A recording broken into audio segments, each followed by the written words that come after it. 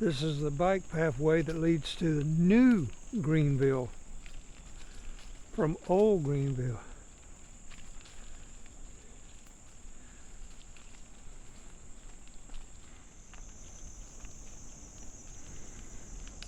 Boy, it's nice and shady in here and beautiful.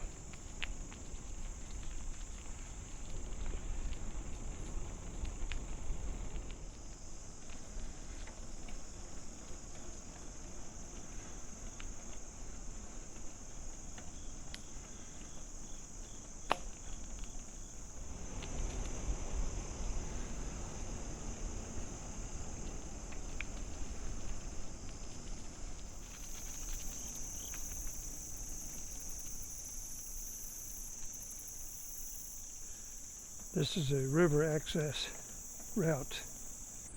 A type of sunflower? I think so. Looks like they're planted alongside the trail.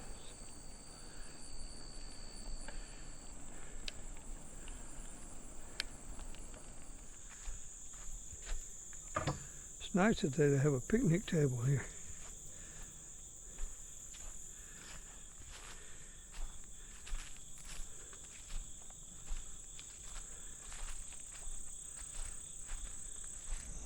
Back on the trail to New Greenville.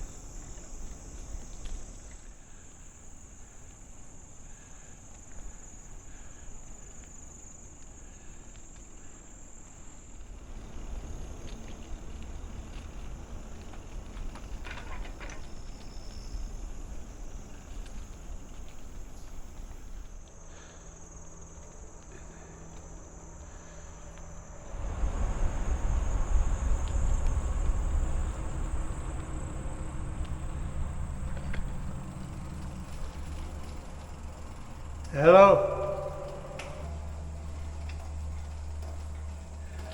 It's pretty nice they have these lights in here.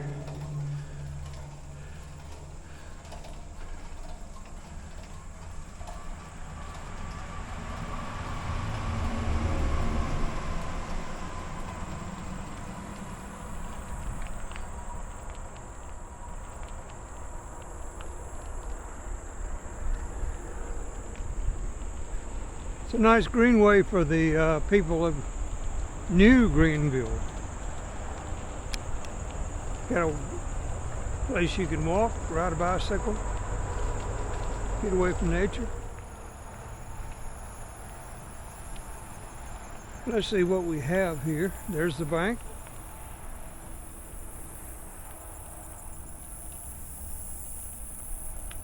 Oh, gas is not bad here.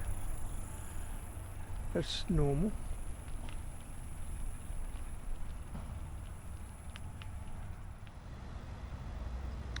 This is a little mini Statue of Liberty that was in old Greenville. This is Wayne County Courthouse.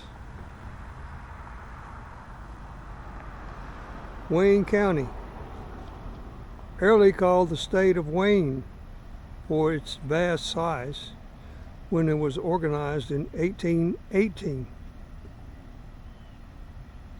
The county once extended to the western border of the Missouri Territory.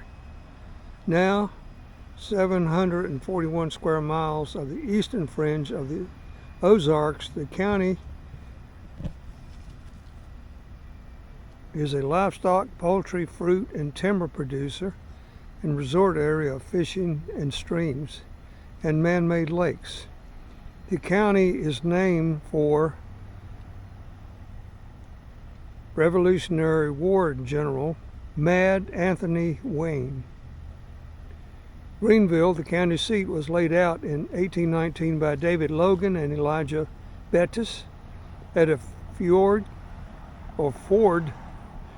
at St. Francis River.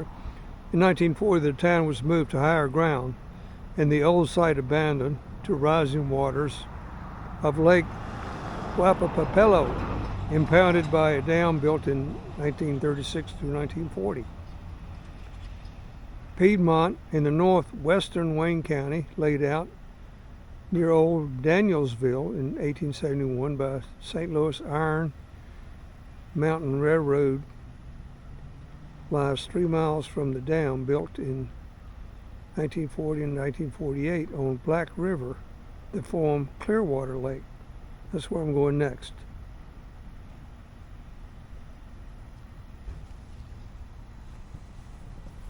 Alright, let's just step out into the hot sun. Today's the 25th of September. However, the temperature is supposed to be 85 degrees plus. And there you go. Mother of counties bicentennial. The mother of counties. I've never heard that expression before, but I think it's quite appropriate. And here's another. And here's the state seal of Missouri. They got a couple of bears there. Saludos Populi Suprema Lex Esto. United we stand, divided we fall. Wayne County, continued from the other side. One of Missouri's first 15 counties. Wayne lies in a region known to prehistoric tribes, claimed by Osage Indians until 1808, and others, and roamed by Delaware, Shawnee, and other Indians into the 1830s. Southern pioneers settled Spanish land grants in the early 1800s. This was actually controlled by Spain in the early 1800s. In the war between the states, guerrilla bands ravaged the countryside. Skirmishes took place at Greenville on October 1861, at Patterson in February 1863, and at Stony Point in September 1864. Post-war growth began with the coming of the St. Louis Iron Mountain Railroad in 1871. Large lumber companies cut out the fine forests from the 1880s into the 1900s. Part of Wayne is now in Clark National Forest. Schools in the 1880s were Concordia College, Lutheran, and Gravelton, Hales College on Otter Creek, Wayne Academy, Piedmont. In Lon Sanders Canyon are old granite quarries and restored 1812 Joseph Stokely Pioneer Cabin. Near Williamsville is the Pioneer Dee's Chapel. In the state park of the Civil War breastworks, Gads Hill was seen to a train robbery in January 3rd, 1874, credited to the Jameses and the Youngers, the James Gang. Bernard McFadden, 1968-1955, publisher, was born in Mill Spring. Well, that's quite interesting. And it's nice to see a Statue of Liberty. Let's see what it says here. Erected in 1920 by the citizens of Wayne County. And look at this Halloween decoration. Got the mums, hay bales, in this case straw bales, and the scarecrows, corn stalks, corn shucks, and look, they got gourds, pumpkins. It's built in 1920.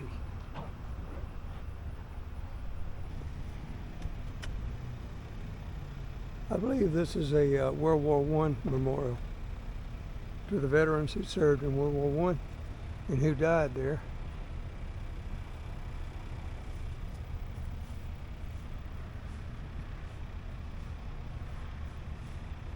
Well, it's a nice courthouse.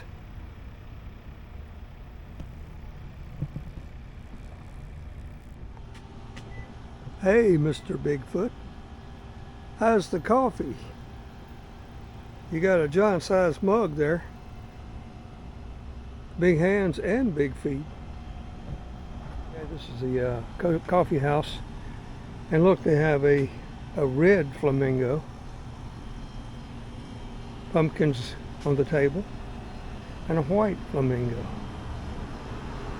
And then look at this cute little bicycle right here.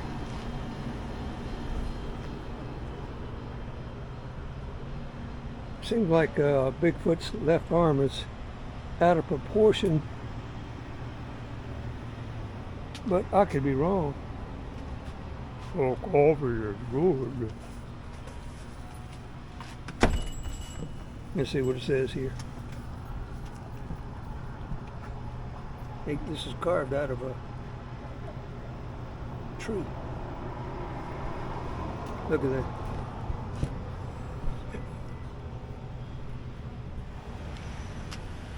This is called Trails Inn.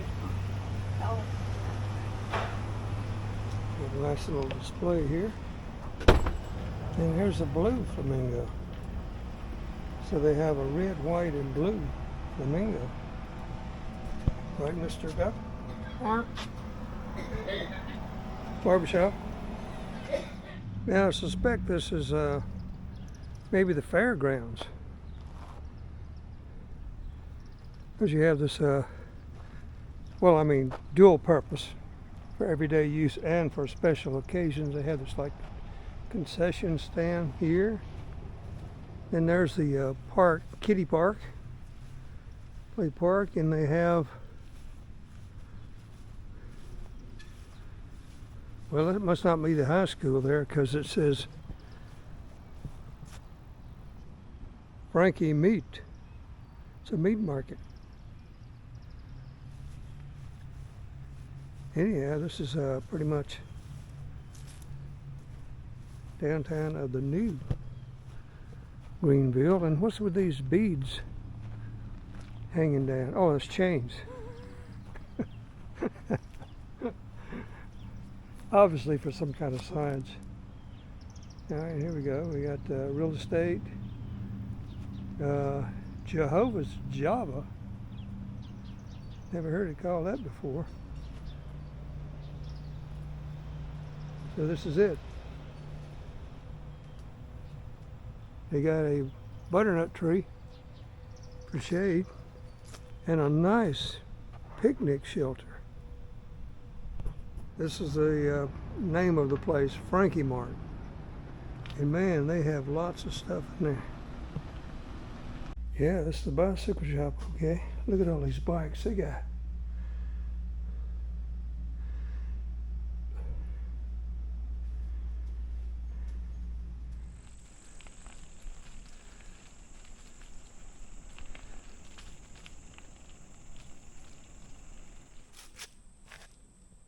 This is one of the bike paths, quite a few bike paths around, and it's on the river. So it's about the historical event that occurred during the Civil War. The surprise at Greenville, they're referring to Old Greenville, July 20th, 1862.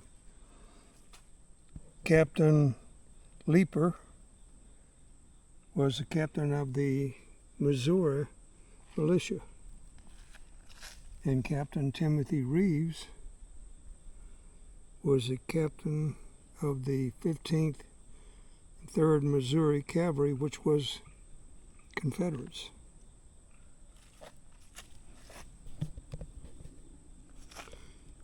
In July 1862, more than 100 members of the local state militia, 12th MSM Cavalry, USA, commanded by William T. Leeper, were camped here, northwest of Greenville,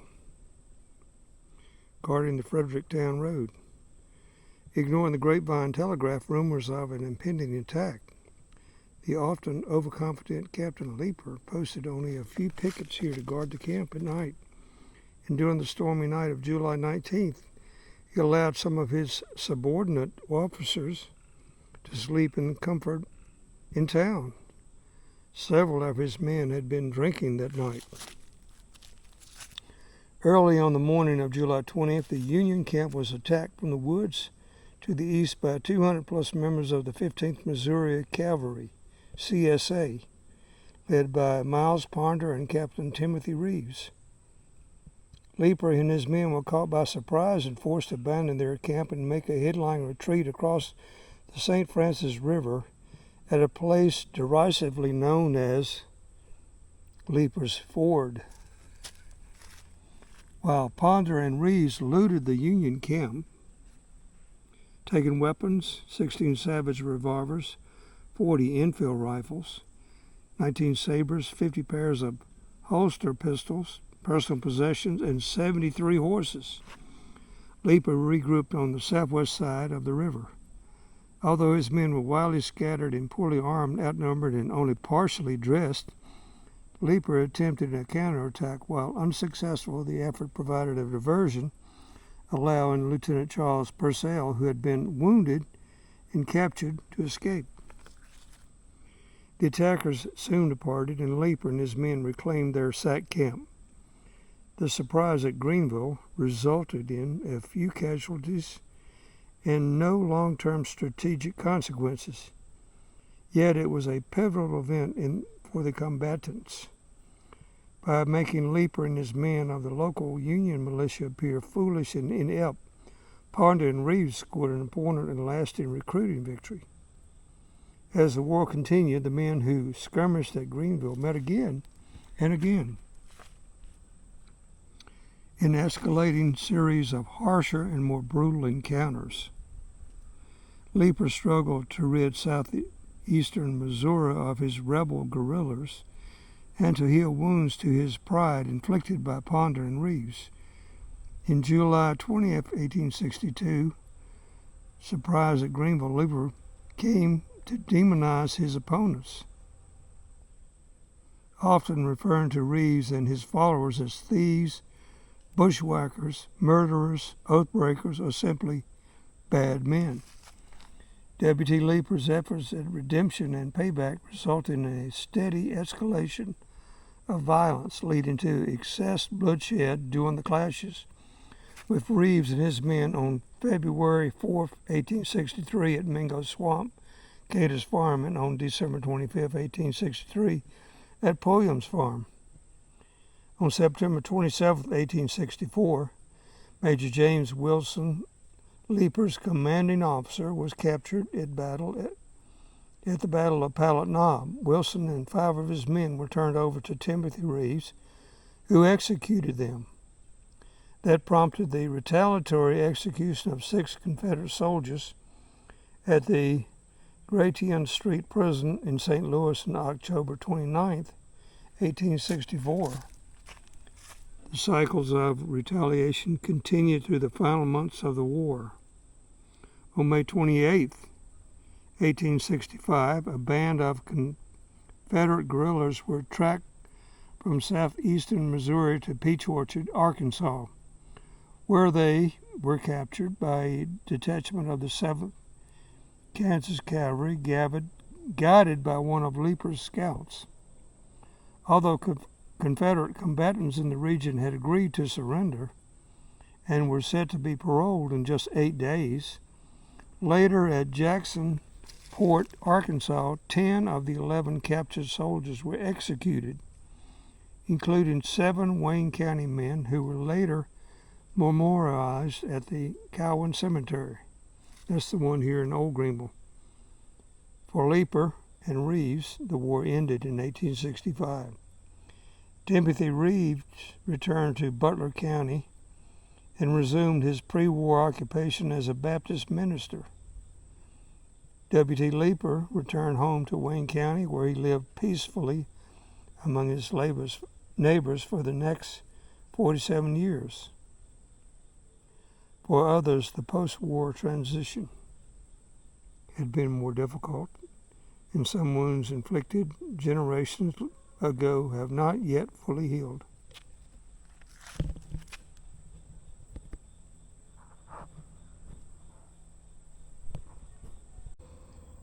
Constructed with locally quarried stones, the Greenville School was completed in mid-1930s and had a capacity for 350 students. The previous school had burned in 1933, and many local businesses served as temporary classrooms until the new school was completed.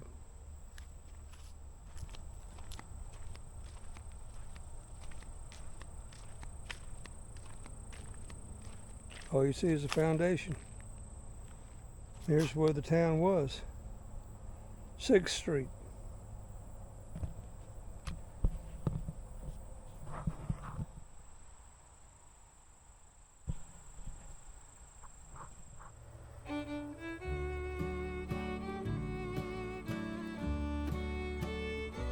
The flies are bugging them. What could this be right here? Do you have any idea what this is, young buck? He's got two prongs on his horn.